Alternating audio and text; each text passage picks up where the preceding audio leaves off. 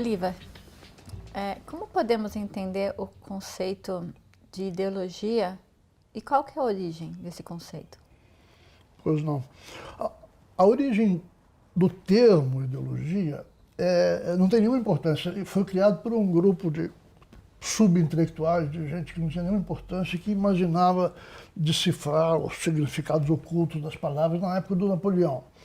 Napoleão, quando se proclamou imperador, ele acabou proibindo a atividade deles, porque eles aborreciam muito a igreja e o Napoleão não queria problemas com a igreja. Então, isso pode ser esquecido.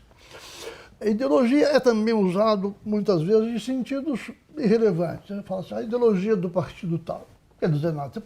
Você podia substituir pelo programa do partido tal, a plataforma do partido tal. É um uso sem nenhuma importância do termo. Para nós realmente compreendermos o que o conceito implica, eu acho que a gente deve começar observando o seguinte, quando se usa mais densamente a palavra, o que se quer dizer é que uma dada corrente de pensamento, um traço cultural de uma sociedade oculta, ou protege, ou favorece determinados interesses de uma classe social, de um grupo social. Quer dizer, a ideia de que há algo por trás das ideias é no sentido de proteger um grupo. Marx escreveu com todas as letras, as ideias dominantes de todas as épocas sempre foram as ideias da classe dominante. E essa é a embocadura da teoria dele. E há outros significados que eu vou tentar tocar, porque são todos muito interligados, né? Eu penso que o melhor ponto de partida para nós pensarmos o conceito é a obra do Jean-Jacques Rousseau, né? Contrato Social. Rousseau foi o maior pensador político do século XVIII. E a preocupação dele era demonstrar por que o homem moderno é infeliz, sofre todo tipo de restrição, tem uma vida limitada. E ele, então, criou a teoria de que o que dificulta e torna infeliz o homem moderno é que ele sofre a pressão das instituições, das convenções, né, de tudo de todos os formalismos da vida social. E para argumentar isso, ele criou uma suposição, uma teoria, se você quiser, a respeito de como seria o homem nos primórdios da história. Ele inventou a teoria do bom selvagem, né? Ele, então, disse que, num passado remotíssimo, os homens viviam igualitariamente, junto à natureza, felizes, não observavam regra nenhuma a respeito de nada.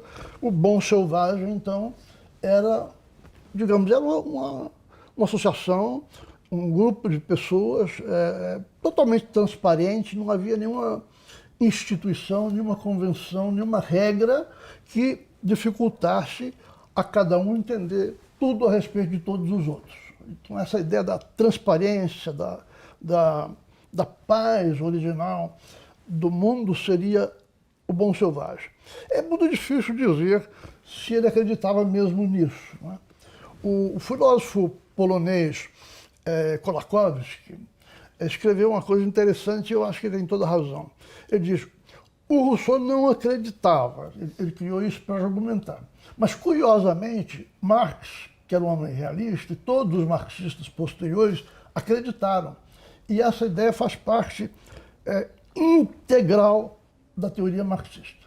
O que o marxismo diz é que, quando sobreviesse a Revolução Socialista, fosse destruído o Estado deixasse de existir, a sociedade ia se assemelhar, ia ser parecida com a do bom selvagem. Marx não diz assim tão explicitamente, mas tá claro que ele acreditava nisso. E o próprio Lenin, né, que é sempre celebrado como um revolucionário realista, um homem prático, que não gostava muito de ficar especulando, ele mesmo escreve coisas muito parecidas com essa. Por exemplo, no livro Estado e a Revolução, na página final, é exatamente isso que ele diz, né, que depois da Revolução Socialista e do fim do Estado, os homens iriam se os seres humanos iriam se relacionar de uma forma amistosa, transparente, eles mesmos iam controlar o seu trabalho e todos iam colaborar, e eles mesmos se encarregariam de afastar o que não colaborasse. É exatamente a mesma teoria. Bom, e esta ideia é muito curiosa, porque, falando isso, nós hoje aqui estamos em pleno século XXI, né? É muito difícil. Eu tenho dificuldade de imaginar que alguém acredite nisso, né? Que a sociedade possa existir sem regulamentação nenhuma. É como se você imaginar que a sociedade humana não tenha uma esfera cultural, uma esfera de instituições, ou seja, uma ordem normativa composta tanto de crenças como de leis, de instituições, etc. É claro que tem que ter. E é perfeitamente possível admitir que aqui e ali essas ideias favoreçam uma classe social, outra, um grupo tal, um grupo X. Não há tanto mistério nisso. É fácil acreditar que a ordem normativa, as crenças, a cultura de uma sociedade tenham alguns conteúdos mais favoráveis a um grupo do que a outro. É fácil acreditar nisso. Agora, acreditar numa sociedade sem uma ordem normativa, eu acho impossível no século XXI. Mas isso é a essência do marxismo, né? É a ideia que depois do capitalismo, depois do fim do Estado, adviria uma sociedade sem tais limitações. Ora, pensando bem, então, aí o Marx criou a ideia da infra e da superestrutura. Que é como se a sociedade tivesse uma base material, que seriam as forças produtivas, né, os meios de produção, as máquinas, as fazendas, os bancos, e, acima disso, a superestrutura. Quer dizer, a cultura é basicamente uma legitimação, né, é um reforço às relações de poder, de pressão de uns homens sobre outros, de um grupo sobre outros. Quer dizer,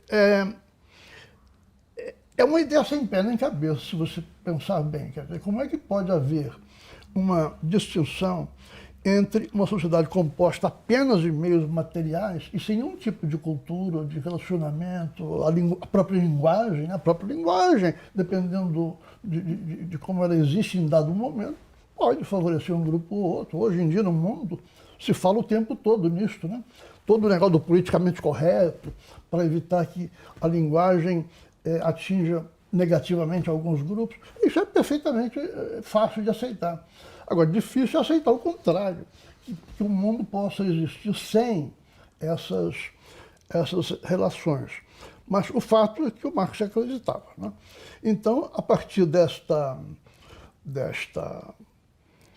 posição, ele desenvolveu toda a teoria de que, em certo momento, as forças produtivas, quer dizer, os meios de produção da sociedade, se expandiam, rompiam a cultura, as instituições vigentes, então aí se abria uma época de revolução na sociedade, está num texto de 1853, e a partir daí então a cultura acabaria por se reconstituir, mas não no socialismo, né? Só no capitalismo.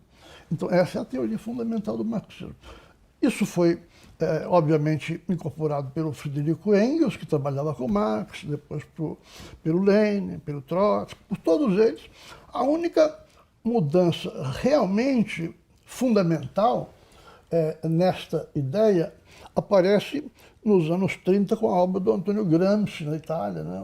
Que escreveu preso, morreu preso na cadeia. O Gramsci, e é por isso que é tão popular, e se tornou tão popular, o Gramsci argumentou o seguinte: nós não precisamos destruir as instituições e as culturas, basta-nos entrar dentro delas e colocá-las a trabalhar a nosso favor.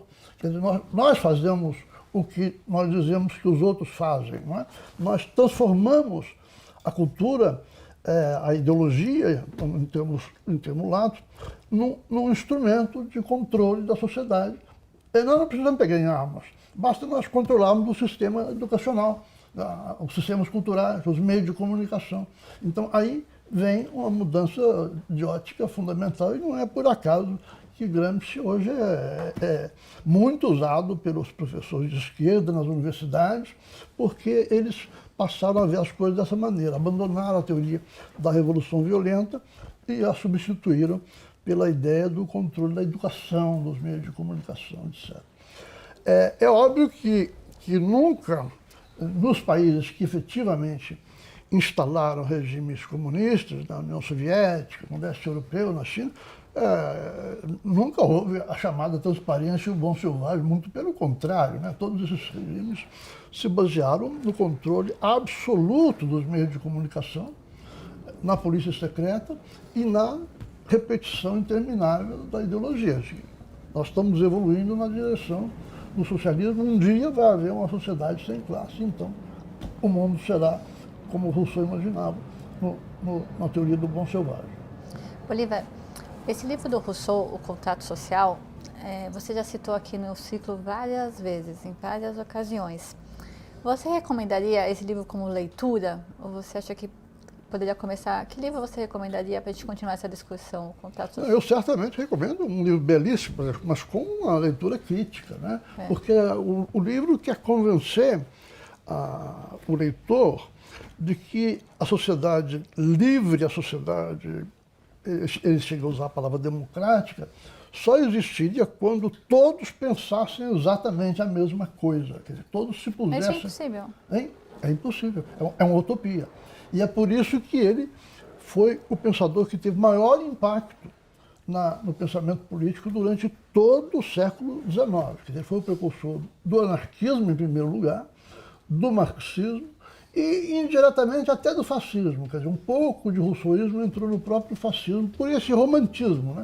Essa ideia absolutamente romântica de que você pode reconstruir a partir de zero uma sociedade moderna.